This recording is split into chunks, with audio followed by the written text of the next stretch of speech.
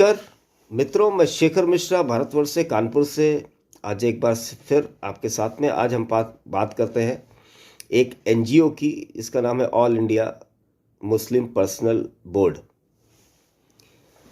अब इसकी स्थापना हमारी कांग्रेस की नेत्री, उस समय की प्रधानमंत्री इंदिरा गांधी ने 1973 में करवाई थी। और इस एनजीओ का उद्देश्य ये था, एक शरीयत कानून 1939 में का जो था उसकी रक्षा करने के लिए all India Muslim personal law board का गठन किया गया था 1973 में इंदिरा गांधी द्वारा। अब इसकी ताकत जरा हम देखते हैं। इसकी ताकत पिछले 75 सालों में असीमित रही है। जो देश अपने आप को सेकुलर बोलता है 75 सालों से, धर्मनिरपेक्ष बोलता है, इसकी ताकत देखिए। एक शाहबानो केस आता है, उस समय राजीव गांधी कांग्रेस की सरकार थी। सुप्रीम कोर्ट का फैसला उस प्रताड़ित मुस्लिम महिला के फेवर में आता है। केवल मुस्लिम पर्सनल लॉ बोर्ड, जो कि शरिया की रक्षा करने के लिए भारत में काम करता है, उसके दबाव में भारत की सरकार, कांग्रेस की सरकार, सुप्रीम कोर्ट का फैसला संसद में कानून बना के उसको रिजेक्ट कर देती है। देखिए इनका पावर, देखिए। ये वही एनजीओ है जो वंदे मातरम का विरोध करती है कि वंदे मातरम तो शरिया के खिलाफ है। ये बात करते हैं धर्मनिरपेक्षता की, ये बात करते हैं सेकुलरिज्म की, और ये खुद शरिया को, जो कि एक इस्लामिक कानून है, उसकी रक्षा के लिए खुद बने हुए हैं। लेकिन बात क्या करेंगे? सेकुलरिज्म, धर्मनिरपेक्षता भारत में नहीं रही। आप समझिए, इन लोगों को बहुत जानने की जरूरत है मित्रों। वंदे मातरम का जब ये विरोध करते हैं तो आप ये समझिए, ये केवल मुस्लिम के अनपढ़ लोग नहीं करते।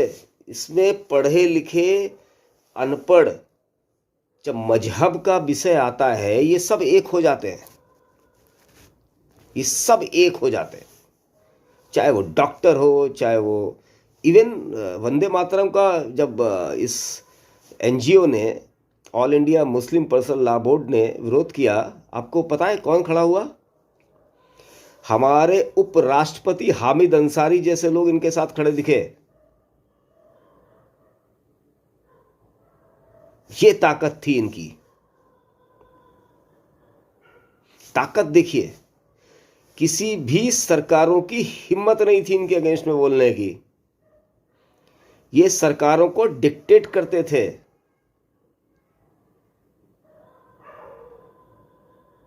लेकिन पिछले 7 सालों से इन शरिया के ठेकेदारों को, जो शरिया की ठेकेदारी, इस्लाम की ठेकेदारी कर रहे थे, इनकी दुकानें बंद हो रही हैं। इसलिए ये फड़फड़ा रहे हैं। जब अयोध्या का जजमेंट आया सुप्रीम कोर्ट द्वारा, तो इनकी दुकान का प्रभाव जो था, जो इस्लामिक ठेकेदारी करते थे ये भारत में, शरिया की ठेकेदारी, जिहाद की ठेकेदारी जो करते थे, इनका प्रभाव बहुत कम हो गया।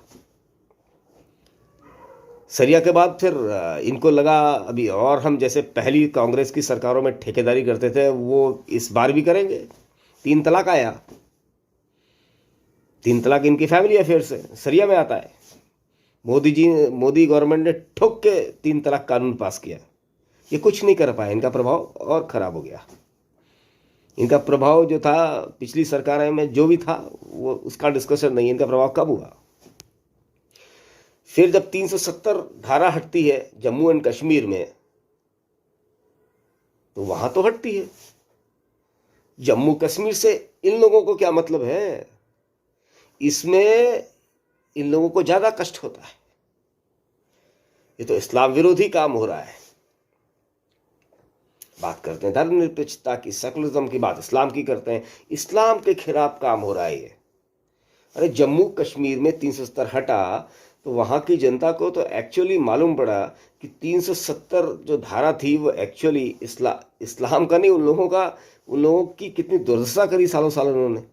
अब कुछ लोगों ने उससे पैसा कमाया और धंधा किया, उनको तो समझ में आया, लेकिन इन मूर्खों को, ये मूर्ख यहाँ उत्तेजित हो रहे थे क्योंकि इनको सरिया बचाना था, इनको इनको इनको इस्लाम की ठेकेदारी जो इनकी जा रही थी उसको बचाने की कोशिश कर रहे थे। फिर सीए आया, सीए में भारत के मुसलमानों का इस बिल से दूर दूर तक सबको पता है कोई लेना देना नहीं है।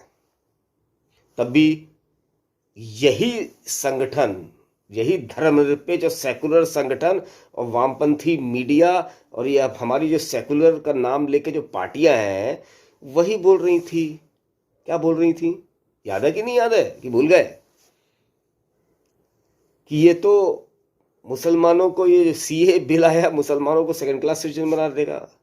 जो बिल के अंदर भारत के मुसलमानों का दूर दूर लेना देनी, उसको यहाँ की जनता को और खासतौर से ये सरिया और इस्लाम जो अनपढ़ लोग हैं इनको मूर्ख बनाने की कोशिश पूरा वामपंथी मीडिया और कई ये इस टाइप के संगठन, एनजीओ, मुस्लिम पर्सनल लॉ बोर्ड और कांग्रेस पार्टी, इस टाइप की राजनीतिक पार्टियां सब कर रही थी।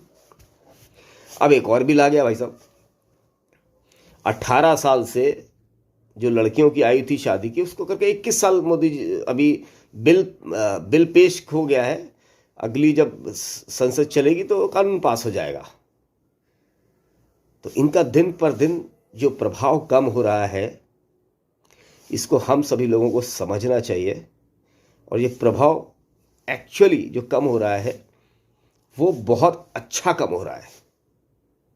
ये धर्मनिरपेक्षता और सेकुलरिज्म का जो इन्होंने भ्रमजाल जो पूरे देश के अंदर गढ़ के केवल एक समाज को हीन भावना से ग्रस्त करने के जो कोशिश कर रही थी ये पॉलिटिकल पार्टीज, वामपंथी मीडिया और ऐसे NGO, all India Muslim personal law board जैसे, इन सब को इनकी औकात दिखाने का समय आ चुका है मित्रों। खैर मुझे इस टाइप के शब्दों का इस्तेमाल मैं नॉर्मली करता नहीं, कभी गुस्सा आ जाता तो हो जाता है। इन सब चीज़ों को भारत की जनता को इनको शीशा दिखाने की ज़रूरत है, इनके कपड़े उतारने की ज़रूरत है। जो जो इन्होंने पाप किए हैं इस देश के लिए, जो जो इन्होंने छल किया है लोगों के साथ में, लोगों की मानसिकता के साथ खिलवाड़ किया है, वो तो दंड इनको कहीं ना कहीं तो मिलेगा। और आज जब भारत का अमृत महोत्सव चल रहा है, यही ऑल इंडिया पर्सनल मुस्लिम लॉ बोर्ड जिसका बैकग्राउंड मैंने आपको बताया है, सरिया के नाम पे चलता है ये, तो अमृत महोत्सव में 1 जनवरी से वो कार्यक्रम शुरू हो गया है। सूर्य नमस्कार का कार्यक्रम है। सूर्य नमस्कार एक योग की बहुत अच्छी अवस्था है। उसको यही एनजीओ, यही इस्लाम के ठेकेदार बता रहे हैं, क्योंकि कुछ लगभग 7.5 लाख स्कूलों में ये होगा, तो ये बोल रहे हैं सूर्य नमस्कार सरिया के खिलाफ है, इस्लाम के खिलाफ है। जबकि इन बेवकूफ़ों को नहीं पता कि योग प्रक्रिया एक शारीरिक प्रक्रिया है और ये विश्व के सारे मुस्लिम देशों में लोग बड़े गर्व के साथ इस प्रक्रिया को हर घर में, हर विद्यालय में अपना रहे हैं। लेकिन ये भारत के जो ये जो तंत्र है लोगों को मूर्ख बनाने वाला, और जो ये मूर्ख खुद है, गजवा हिंद का, इनको चाहे बाहर की शक्तियां सपना दिखा रही हों या बाहर की शक्तियों से मिलके ये ऐसा कुछ सपना देख रहे हो कि भारत में दोबारा से गजवा हिंद करेंगे,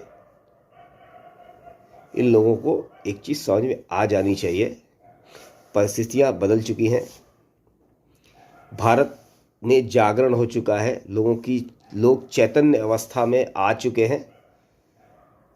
अब ये जो आप पॉलिटिकल पार्टी, भारत की पॉलिटिकल पार्टीज के साथ में मिलके, या तो आप मूर्ख बन रहे थे या आपको मूर्ख बना, या आप दूसरों को मूर्ख बना रहे थे। ये दोनों तरफ से खेल जो चल रहा था, अब ये खेल ज़्यादा दिन चलेगा नहीं।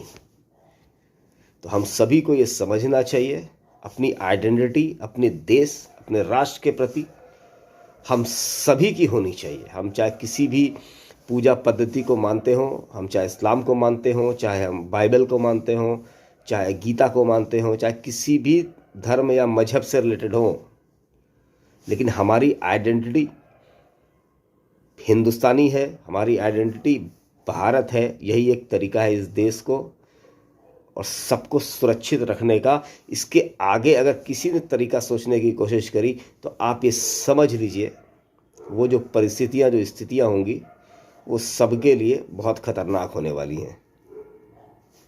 चलिए, इसी वाक्य के साथ, सकारात्मक शब्दों के साथ मैं आपका वीडियो समाप्त करता हूं। आप लोगों का बहुत बहुत धन्यवाद। अगर ये वीडियो आपको अच्छा लगे तो इसको शेयर करें, सब्सक्राइब करें। बहुत बहुत धन्यवाद। भारत माता की जय। जय हिंद।